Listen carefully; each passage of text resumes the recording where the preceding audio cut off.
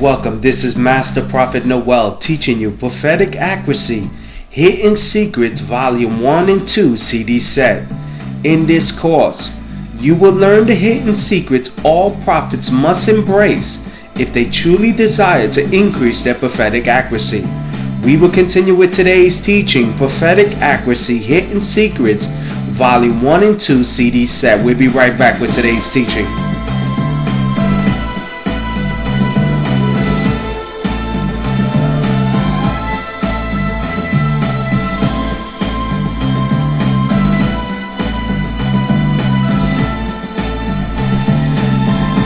Now, come closer and let me reveal a hidden secret to you that has changed my life.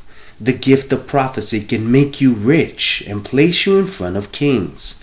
The gift of prophecy you have inside can bring you the wealth and the material lifestyle you and your loved ones could only dream of. The gift of prophecy can empower you to walk away from your 9-to-5 job you so eagerly hate and move you closer to your faith, your family, and the financial freedom you so eagerly desire. The gift of prophecy is the answer, the solution to the wealth you diligently seek every morning when your alarm clock wakes you up. The moment the Lord revealed the hidden secret that lies inside of me and the powerful truth of its ability to give me the financial freedom 3 generations of family members could not achieve, was the moment I began to stir the gift of prophecy to increase my prophetic accuracy. Now the great prophet Daniel used his gift of prophecy to reveal the secrets of King Nebuchadnezzar's dream that brought him great wealth. In Daniel chapter 2 verse 46 to 48, then King Nebuchadnezzar fell prostrate before Daniel and paid honor and ordered that offerings and incense be presented to him. The king said to Daniel, "Surely your God is God of gods and Lord of kings and a revealer of mysteries, for you were able to reveal this mystery." Then the king placed Daniel in a high position and lavished many gifts on him. He made him ruler over the entire province of Babylon. You see, using the gift of prophecy, Daniel revealed the king's dream and was rewarded with great wealth due to his prophetic accuracy.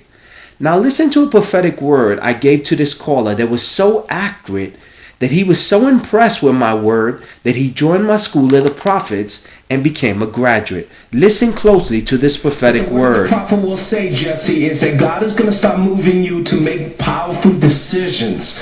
This is going to be a year of decisions where it's going to be between you and God. And I want you to make a decision because God is going to start to plant some things in your heart that you need to follow up with that maybe not everyone in your family is going to understand. They're not going to really appreciate, but you need to follow the unction of God that has in your heart. Some of the things that God is telling me that is going to deal with you, Jesse, is that I want you to contemplate that for 2010, you and your wife visiting the homeless shelters.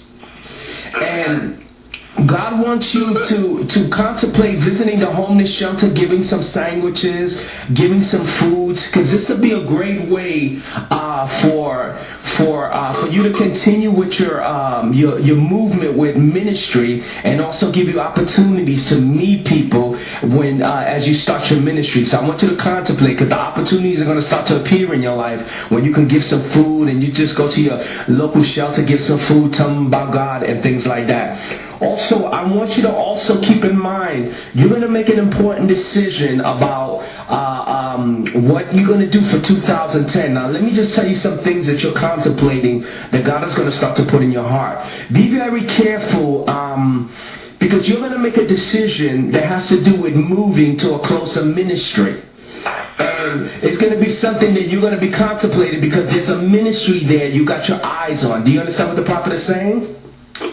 And it's going to be something that you're going to contemplate because you want to enjoy that ministry. You want to be a part of that ministry. But what I want you to keep in mind, there's nothing wrong with you enjoying the ministry and being blessed. But I want you to keep in mind, Jesse, that you have to start your own ministry, because you have to be very careful that a lot of ministers, they'll try to put you under their ministry and they'll stifle your growth. They'll stifle what God has called you to do.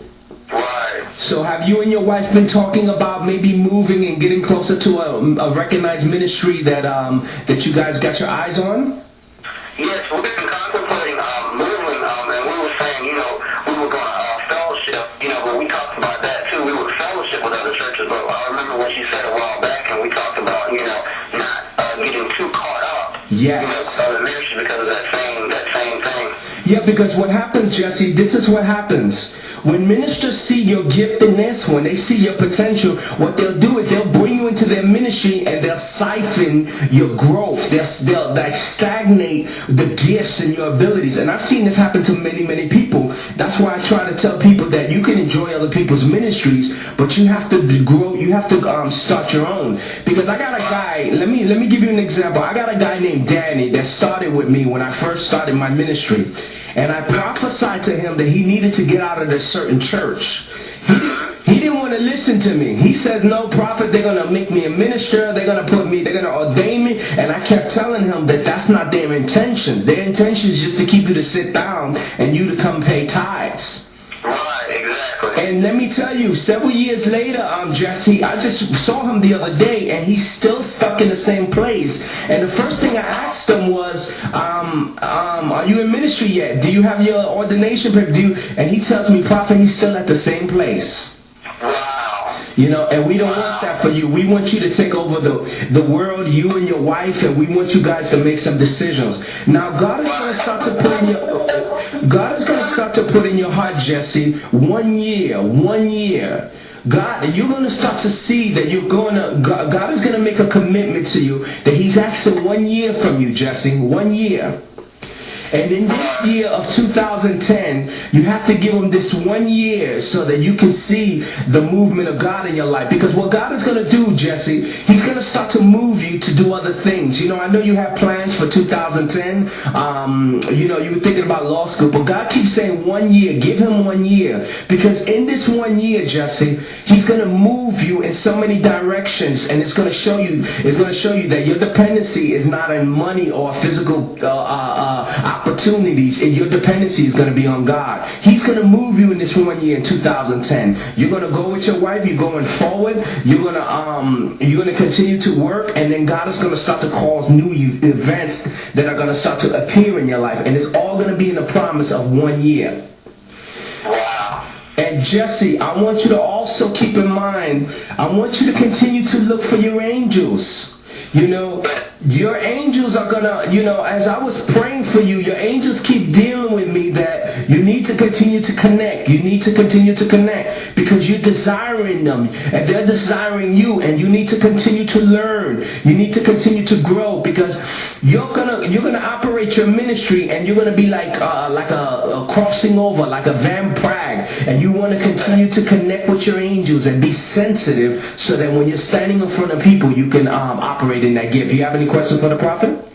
Wow, that's accurate. It's funny you mentioned the thing about the homeless shelter because I had to go for work purposes. I had to go and deliver food to the homeless shelter about 3 or 4 times in 1 week. The battered women's shelter. Beautiful. During the Thanksgiving holidays, and me and the owner got to talking, and I got to meet some of the people. So beautiful. That, and I mean about the moving situation. That's so true because my wife and I were getting ready to move to Atlanta. Yes.